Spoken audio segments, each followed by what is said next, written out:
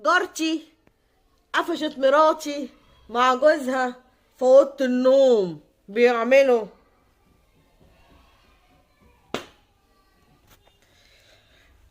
انا متجوزها بقالي اكتر من 10 سنين، بس قبل ما اتجوزها اختبرتها. ما هو انا بشك في صوابع ايدي، وبنات كتيره مشيت معاها وعرفتهم وسبتهم اهو اتقعد لي. يا ريتني كنت عملت كده. يلا، سألت عليها قبل ما اتجوزها، كله شكر فيها. قلت لا، برضو لازم اختبرها، واختبرتها. عكستها ولا سألت فيا. حاولت اكلمها، كشمتني واديتهم لي. حاولت امشي معاها، كان ناقص تشبشب. عجبتني بصراحة، بس انا اختبرتها كتير. قعدت شهر 2 بعمل المواضيع دي معاها، وهي زي ما هي. فقلت هي دي اللي اتجوزها. ما هو انا من اللي عملته بشك في صوابع ايدي. المهم، اجي رحت اتقدمت لها، واهلها وافقوا وهي وافقت، والموضوع تم الحمد لله. انا حالتي الماديه كويسه كويسه قوي كمان، وبصرف عليها كويس اهو الحمد لله. ربنا رزقني منها بولدين. ما انا بقالي 10 سنين متجوزها ومشفتش منها حاجه. الهانم بقى ايه؟ طبعا قاعده في البيت ما بتعملش حاجه. لها واحده جارتنا بصاحبها قوي، في الراحه والجايه معاها، تكلمها يخرجوا سوا. ما مش مشكله، ما هو ستات مع بعض. ما التانية متجوزه رخره، هي بتيجي تقعد عندنا، دي تقعد عند دي كده يعني. بس انا ما بصيتش لجارتي، لكن جوز جارتي بس لمراتي. ما اعرفش بقى، الله اعلم مين فيهم بص لمين، بس الاتنين عايزين قطع رقبتهم اصلا اساسا. المهم، انا مش شايف ان الدنيا كويسه. مفيش حاجه مفيش حاجه بتحصل ملهاش لازمه. هي بتروح عندها ودي بتيجي عندها، فخلاص.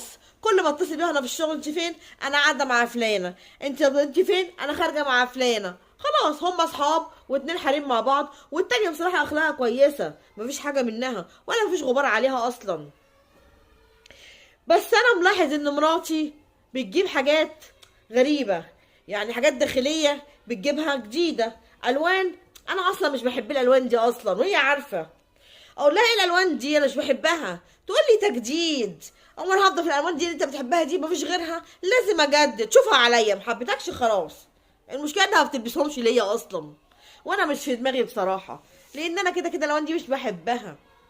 الاقيها قاعده على الواتس بترغي مع مين؟ برغي مع جارتي، وتضحك ومش عارفه ايه. وهي على الواتس قلت مش ما حريم مع بعض. ما جاش في دماغي ان انا ادقق وان انا اسال. فضل الموال ده كتير، فضل الموال ده كتير. اتصل بيها، رايحه فين؟ رايحه عند امي. تعملي عند امي وحشتني، عايزه اشوفها. والله خلاص، سلميني عليها. انا اصلا ما بروحش وما بعرفش هي بتروح ولا ما بتروحش، بس انا واثق فيها، ما انا بختبرها قبل الجواز. بس سبحان الله، اللي عملته اتقعد لي. داين تو داين، يا ما عرفت بنات ومشيت مع حريم ومتجوزين كمان، وبرضه كان ايه؟ يقول لي لا لا لا، اما اجي اتجوز انا هختار حلو، انا هسال، انا هتطقص. وفعلا عملت كده، وهي فعلا كانت ايه؟ زي الجنيه الدهب زي ما بيقولوا. المهم، مراتي مهتمه بنفسها قوي اليومين دول. اقول معلش تهتم، خليها تهتم بيها، بتهتم ليا يا حد تاني يعني؟ اجي من بره الاقيها مش موجوده. اقول لها انت كنت فين؟ تقول لي كنت عند جارتي. اقول لها هو انت جارتك دي على طول انت عندها ما جيش عندك هنا؟ قالت لا بتيجي، بس انت ما كنتش موجود. الله، طب ماشي. المهم، انا عارف جوز جارتي ده وكلمت معاه كذا مره في اتحاد الملاك، شفنا بعض. يعني انسان محترم، مش مشكله. انسان محترم ومراته محترمه، فانا مش هدقق، مش في دماغي. المهم، في يوم لقيت رسالة مبعوتة لها من على رقم، بس صورة راجل. فبتقول لي ايه؟ وحشتيني، نفسي اشوفك. ايه ده؟ مين ده يا انتي؟ مين ايه يا سيدي؟ انت في ايه؟ مين اللي بقولك وحشتيني ده؟ مش عارفه ايه، نفسي اشوفك والكلام اللي في الكتب ده جوز جارتي، هي بتكلمني على الواتس بتاعه. ليه؟ هي الواتس بتاعها ماله يعني؟ تليفونها بتاع فيه مشكله. صدقت، ما هي فعلا يعني. خلاص، هي بتتكلم على تليفون جوزها. ما هي ساعات مراتي بتتكلم من على تليفوني عادي يعني، مفيش مشكله. كبر دماغك يا واد، مفيش مشكله خالص. المهم، طول ما هي قاعده سرحانه. فهي بنتي انت كنتش بتطري رغي، في ايه اللي جرى؟ قالت لي مفيش، انا كويسه مفيش حاجه لحد كده، والدنيا كويسه. قلت لها طب انا عندي سفريه في الشغل اسبوع، تيجي معايا؟ قالت لي لا انا مش عايزه اجي. طب ليه؟ ما انت زي ما كنت حته تيجي ترجعيه وتغيروا جو معايا. لا لا انا مش عايزه اسافر، انا عايزه اقعد في البيت. ايه الوليه دي؟ ده انا كنت اسافر كانت تجري جري تقول لي اجي معاك وتحضر الشنطه وتحب تسافر. ايه اللي جرالها الوليه دي؟ يلا على الاقل اريح دماغي منهم يومين كده ولا حاجه لوحدي، مفيش مشكله. المهم سافرت واتصل بيها الاقي تليفونها مغلق. تليفونك مغلق ليه يا بنتي؟ ده فصل شحن. طب انت ليه ما شحنتهوش؟ ما جاش في بالي بقى، انا نمت وهو فصل شحن كده بقى وانا ما خدتش بالي يعني. اقول لها ماشي انا راجع يوم كذا. طب ماشي ما تيجي، بس ليه راجع بدري قوي كده؟ انتوا مش عايزين ارجع ولا وليه؟ لا مش قصدي، انا بسأل يعني مجرد سؤال. ماشي يا ستي مفيش مشكله، انا كده كده اصلا عملت اللي انا عايزه خلاص وراجع. المهم لقيت ايه في يوم واحده جارتنا بتقول لي هو انت ايه ده؟ هو انت جاي منين كده بالشنطه دي؟ كنت مسافر ايه يا عم انت؟ انا شايفه مراتك ماشيه معاك من كام يوم. هو انت مسافر قعدت قد ايه؟ قال لها بقالي 3 شهور. قالت له ازاي؟ ده الكلام ده اول امبارح. اول امبارح؟ بس مين اللي كان ماشي مع مراتي ده؟ بس اخوها؟ لا لا لا اخوها ايه؟ لا اخوها مش، لا لا لا. امال مين يا اختي؟ امال مين ده؟ المهم بقول لها هو انت كنت ماشيه اول امبارح مع مين؟ قالت لي انا ما حصلش. قلت لها ازاي؟ ده انا شافتك وقالت لي. شافتني فين الوليه دي؟ ممكن يكون ماشي جنبي في الشارع عادي بس لقيته ماشي جنبي. قلت لها ماشي، يعني ما كانش في حد معاكي؟ يعني همشي كده عيني عينك كده من الناس كده عادي يعني؟ انت بتهزر يعني؟ اللي عايز يعمل حاجه بيعمل كده؟ لا بصراحه اللي عايز يعمل حاجه غلط بيعملها في الدنيا بصراحه، فعلا كلامك صح. وسكت وعديت الموضوع، مفيش مشكله. لقيتها عندها عندها في دولابها قمصان غريبه. نعم هي، طب انا كنت مسافر مديها مصروف على قد البيت بس مش اكتر من كده وقضي مصاريف العيال، انا عارفه انها مش محتاجه حاجه تشتريها. ده جابته منين ده؟ فاقول لها مين اللي جاب لك ده؟ يعني ايه مين اللي جاب لي ده؟ ايوه انا مش سايب لك فلوس ليكي تجيبي حاجه، انا سايب فلوس للعيال والايجار وكده، لكن مش جايب، مش بديك انت فلوس ما انتش عارفه. لا ده اقول لك حاجه، صاحبتي جارتي اللي جابتهولي. ايه المناسبه يعني؟ مفيش، كان نفسي فيه بصراحه وانا ماشيه انا وهي عارفه معيش فلوس حاجه جايبهولي. اه يعني هتديها الفلوس ده كده يعني؟ اه طبعا هديها لها، امال اكلها عليها يعني؟ طب ماشي مفيش مشكله، يلا ربنا يهديكوا لبعض، ربنا يهديكوا لبعض. المهم عملت ايه في يوم؟ قالوا لي ايه، اتصلوا بيا قالوا لي الحق مراتك. الحق مراتي؟ مالها مراتي يا جماعه؟ مراتك مسكوها في شقه فلان في اوضه نومه. مراتي انا في شقه فلان؟ ما هي صاحبه مراته، ممكن يكون قاعده في اوضه النوم وهي راحت تجيب حاجه وهو دخل حصل حاجه. لا دي مراته اللي قفشته. مراته اللي قفشته؟ اه مراته اللي قفشته. ازاي الكلام ده؟ المهم ايه، جيت جري في ايه، لقيت مراتي طبعا ماسكينها مدينها علقه. تمام. هي الشخصيه دي اللي هي مرات الشخص اللي اتمسك فيه مراتي وناس من العماره ومين وامه ماسكين مراتي مبهدلينها مدينها علقه محترمه. وهو انا مظلوم، ده هي بريئه وانا بريء. مرات تقول له بريئه ازاي؟ ده جايباك من اوضه النوم، انت بتستعبط.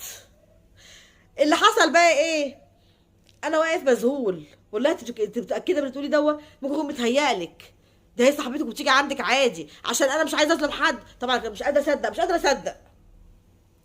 عايزه اقول لك انا على الحكايه. انا جوزي لقيته ايه، بقول له انا عايزه مكالمه من عندك. لقيت رقم بعت له. ايه يا عم انت تقيل عليا ليه؟ ما بتسالش ليه عليا؟ بس الرقم ده انا عارفاه لان انا حافظه رقمها. قلت ايه ده، الرقم ده معقول؟ لا لا مش معقول، بس هو رقمها. ازاي الكلام ده؟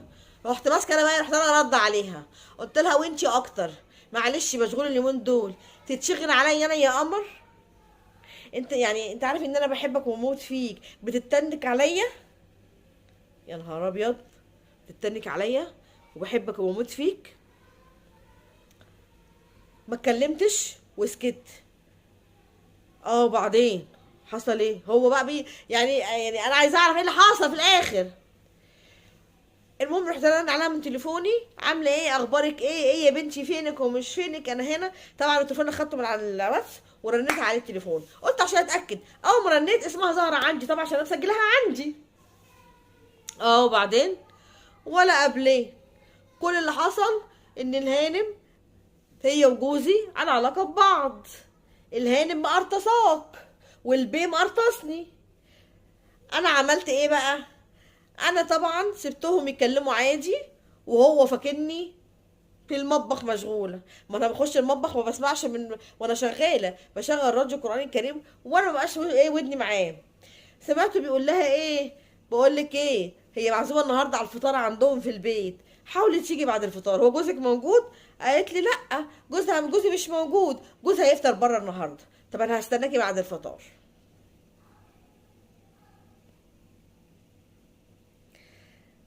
فالموضوع نفسه كده. يفطروا ايه؟ يعني يعني هي بتخرج الصبح بتروح تفطر معاها الصبح؟ عشان طبعا ما هو انا شغاله وانت شغاله، وبنخرج نسيب البيت والبيت قاعد والهانم قاعده وبيروحوا ويلاغوا بعض. وبعدين ولا قابلين يا اخويا. قلت له انا ماشيه، قال لي طب مع السلامه، قفلت الباب ورجعت له. فضلت متداريه جوه في الحمام لحد ما هي جت مراتك ودخلوا اوضه النوم. سبتهم لما دخلوا في الغميق ورحت فاتحه لهم الباب. يعني انت عايزه تقولي ان مراتي كانت مع جوزك في اوضه النوم؟ ايوه مراتك كانت مع جوزي في اوضه النوم. يا سافله. قعد بقى ايه، يدي ويدي ويدي وهي تعيط، ده كدابه ما صدقهاش، عشان خاطري عشان خاطر العيال، ده هي غيرانه مني، ده هي. وكلمت حماتي وكلمت امي وكله جه. كله جه. وكان لازم اكلمك انت كمان. ايوه طبعا لازم اكلمك انت كمان. وكله جه بقى ومسكوها بهدلوها، وانا ايه، هو بقى عايز. بعدين انا كنت عايزه اشبط فيه بصراحه ربنا، هشبط فيه وهخانق مع ضربتها وقلت لها على البيت اياك، انا جاي وراكي، انا جاي وراكي. مسكت فيه ومسك فيا. هي بقى مراته قالت لي بقول لك ايه، لم مراتك الرك على الست. لو انا مش عايزاه يلغيني مش هخليه يلغيني، لو انا مش عايزاه يقرب مني مش هيقرب مني. الست هي اللي بتخلي الراجل يعوزها او ما يعوزهاش. طب بقول لكم ايه يا جماعه، انا مش هشوف اشوفكم في العماره تاني. ده عندها، ده هي بقى بتقول لي ده عندها. انت مراتك خلت راسك في الطين، يعني اخد بعضك انت وامشي. انا وجوزي مش هنمشي من هنا. حماتي قالت له بقول لك ايه يا ابني، خد مراتك وابعد عننا. وراحت ضاربه مين؟ ضربه ابنها بالقلم على وشه عشان الموضوع يتلم.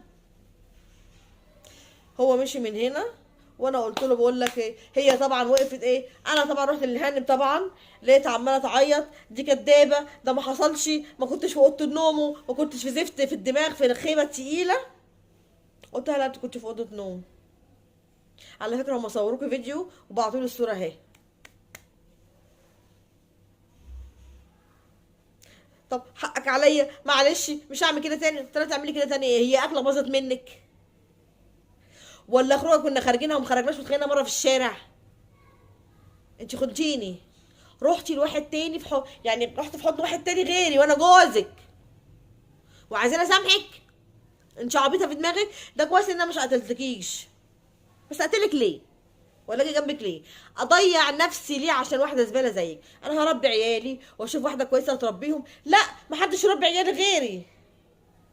على اساس ايه؟ على اساس ايه سيادتك؟ ما انت سايباهم عماله على حل شعرك هنا وهنا مع البيه. انا هسيب العماره بسببك، بس انا مش هكمل معاكش. ليه؟ ما هي مراته هناك سامحته، مراته قلت لها عشان هو راجل. لكن لو هي الست اللي عامل كده هو مش هيسامحها على فكره. طب سامحني عشان خاطري عشان خاطر العيال، اهي توبه مش هيحصل كده تاني. مبقاش ينفع، مبقاش ينفع. هو لو ينفع، لكن انا بالنسبه لي مش ينفع. ليه ما ينفعش؟ ليه؟ انا لسه مراتك وسامحني، اغفر لي وسامحني، ده ربنا بيسامح. ربنا بيسامح. بقول لك ايه يا بنت الناس، لم حاجتك وعلى بيت اهلك وسيبي العيال. على فكره مش هتعرفي تاخدي عيالي مني، لان الفيديو ده ممكن اوريه المحكمه. انسي عليكي عيال اصلا. ازاي؟ دول عيالي ما استغنى عنهم. لا، استغنيتي لما عملتي الغلط، استغنيتي لما رحتي ورميتي نفسك في حضن راجل غير جوزك وخدتي صاحبتك. انت لمي حاجتك ومع الف سلامه. انا مش عايزك في حياتي من اساسه، ومش عايزه اقابلك حتى صدفه في الطريق. انا ماسك اعصابي يا بنت الناس وماسك نفسي. ما تخليش اخرج عن شعوري واوريك العين اللي ما تعجبكيش. يلا عشان ما اعرفش عيالك، لان انا ممكن اعرف عيالك واقول لهم، بس انا مش هعمل كده لو انت التزمتي باللي هقول لك عليه. ايوه انا ضعفت، مفيش مشكله، ضعفت، ايوه انا ضعفت، بس حرام عليكم، انا ما اقدرش استغنى عن الغنى، ما اقدرش. غنى ايه؟ هو انت بتغني وكمان انا ما اعرفش ولا ايه؟ لا لا، مش قصدي غنى، انا قصدي يعني ان الكلام الكتير بسميه غنى. يا راجل، يعني انت مش بتغني كمان؟ لا لا لا لا، سامحني عشان خاطري، سامحني. اسامحك ولا سامحك ولا تسامحيني يا بنت الناس؟ امشي من قدامي عشان اقولك. رحت سمعت التليفون، الو، تعالى خد اختك من عندي. في ايه؟ تعالى خد اختك وانا هقول لك لما تيجي. يا خرابي، انت تقول لاخويا، انت تقول لاخويا؟ مش عايزه اسمع صوتك. هو في ايه عندكم؟ تعالى وانت تعرف. يا تجيب ابوك معاك كمان بالمره، ماشي؟ ولا عايز تجيب امك هاتها. هو ايه الموضوع؟ لما تيجي هتعرف. سلام. ما تقول لهمش عشان خاطري، ما تقول لهمش. قلت لك امشي يا بنت الناس لوحدك وانت في عظمتي، فخلاص انا هقول لهم على فكره. بصي انا هادي ازاي وبكلمك بتقول ازاي، بس جوايا بركان عايز ينفجر، ولو مسكت في ايدي مش هحلك. يبقى عيالي هيتبهدلوا وانا باصص لعيالي. وانت يا ستي ابعدي عني، ابعدي عني، خليني ارتاح من وجع القلب ده كله. روحي روحي روحي روحي. بس انا مش هتطلع منك، مش مزاجك، مزاجي انا. افتح الباب، اخوكي جه. ما تقولوش حاجه عشان خاطري، افتحي الباب. اخوها دخل وامها معاه. في ايه يا ابني؟ ايه اللي جرى؟ في ايه مالك كده؟ ايه الموضوع؟ قال لهم اسالوا بنتكم هي تقول لكم. يا ابني ما ترد علينا انت يا ابني وتريحنا. بنتكم قفشوها مع جاري في اوضه نومه. يا خراشي، انت بتقول ايه؟ بنتي انا؟ اختي انا؟ مش صدقني؟ روح خبط عليهم واسالهم، هم هيحكوا لك الحكايه. بصوا يا جماعه، خدوا بنتكم عندكم وشيل ده من ده تحت عندها، وانا هاخد العيال، ودي حاجه ما تزعلش حد. ايوه يا ابني، هتحرمها من العيال؟ انا اقول ايه؟ ربنا ينتقم منك يا بنتي، ربنا ينتقم منك يا بنت بطني. بقول لك ايه يا حاجه، بنتك مشاها غلط، وانا مش هخلي عيالي يضربوا معاها، يبقى انا بسيء لعيالي. خدي بنتك مع السلامه. ايوه خدي بنتك مع السلامه.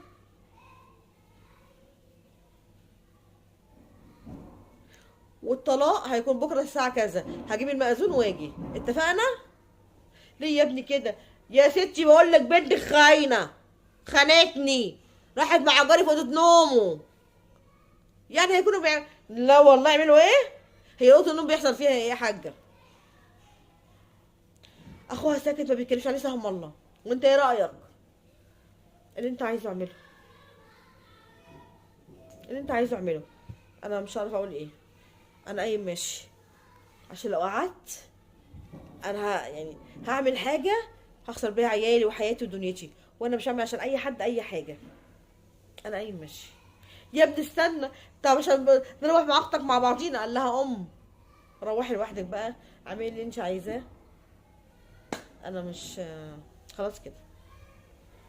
وفعلا جبت المأذون وطلقتها. هل انا بقى غلطان إن طلقتها كده؟ يعني كان لازم اعمل فيها حاجه؟ كل يقول لي انت ازاي ما عملتش فيها حاجه؟ طب اضيع نفسي وعيالي يتبهدلوا وهي هكون راحت خلاص كده الموضوع انتهى وعيالي يتبهدلوا ولا ايه؟ انا بصيت لعيالي مش ليا هي. انا بصيت لعيالي، خدت عيالي في حضني وهربيهم. هروح اعمل فيها حاجه واتسجن ولا يحصل لي حاجه وعيالي يشحطوا في الشوارع ولا ايه؟ ومحدش هيطوهم عنده اصلا، محدش بيتيح حد ولا بيتيح عيال حد. انا كده غلطان؟ انا مش حاسس ان انا مش غلطان، بس اللي حصل لي دين تو دين. وانا حصل لي بقى ايه اللي أنا عملته بنات الناس. يلا، ودي قصتي يا جماعه. آه قبل ما اقول له على الرد يا جماعه، انا عندي صفحه على الفيسبوك باسم الحاجه سعديه بنفس اسم القناه دي. اللي عايز يتواصل معايا عن طريق الخاص بيتواصل معايا عن طريق الرسائل بتاعتها، وانا العندي قبل العندي هعرف لكم مشكلتكم. اتفقنا؟ دلوقتي يا جماعه انا بقول له احلى حاجه ان انت عملتها ان انت ما ضيعتش نفسك، دي حاجه كويسه. بس انك تشك في بنات الناس دي كلها، هو دين تو دين. يعني انت ممكن تكون عملت حاجه غلط، الله اعلم، انا مش بعرفش، الله اعلم، وربنا بيردها لك. يعني انا مش عندي حاجه اقولها بصراحه، مش عندي حاجه اقولها خالص. هي خاينه وخانت جوزها، وانت خاين وخنتني، وخسرت صاحبتها كمان. يعني دول كلهم رجاله، مؤاخذه في الكلمه. انا مش عارفه اقول ايه بصراحه. وعايزه اقول لك ابغض الحلال ده لا الطلاق، بس انا في الحاله دي لازم تتطلق. مش تبعد على نفسك لا تعيش معاك، الخاينه ما تعيش معاك. وده رايي، انت عملت عين الصواب. يلا، سلام.